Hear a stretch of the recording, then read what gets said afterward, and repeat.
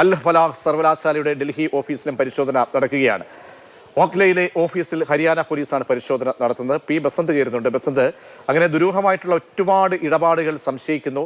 എന്തുകൊണ്ട് അംഗീകാരമില്ലാതെ ഈ സർവകലാശാല ഇങ്ങനെ ഇത്രയും നാളും പ്രവർത്തിച്ചു? ഫണ്ടിംഗ് അടക്കം വലിയ സംശയം ഉയരുമ്പോൾ ഡൽഹി കേന്ദ്രീകരിച്ചുള്ള പരിശോധനയുടെ വിശദ വിവരങ്ങൾ.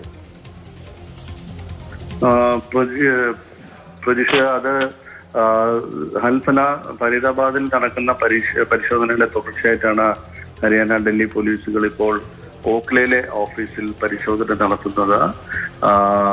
ഈ കൂടുതൽ രേഖകൾ കണ്ടെത്തേണ്ടതുണ്ട്. അതായത് എവിടെ ഏത് വഴിയാണ് ഇവിടെ ഈ വിദ്യാർത്ഥികൾ ഇവിടെ എത്തുന്നത്? അതായത് ഡൽഹി ഓഫീസ് കേന്ദ്രീകരിച്ചാണോ വരുന്നത്, അതോ നേരിട്ട് സർവകലാശാലയിലേക്ക് വന്നുള്ള പ്രദേശം തേടലാണോ തുടങ്ങിയ കാര്യങ്ങളൊക്കെയാണ് ഇപ്പോൾ ഓഖ്ല ഓഫീസിൽ നടത്തുന്നത്. അതിന്റെ പ്രവർത്തന രീതികളൊക്കെ പരിശോധിക്കുന്നതിന് വേണ്ടിയിട്ടാണ് ഇപ്പോൾ ഹരിയാന പോലീസ് ഡൽഹിയിലെ ഓഖ്ലയിൽ പരിശോധന നടത്തുന്നത്.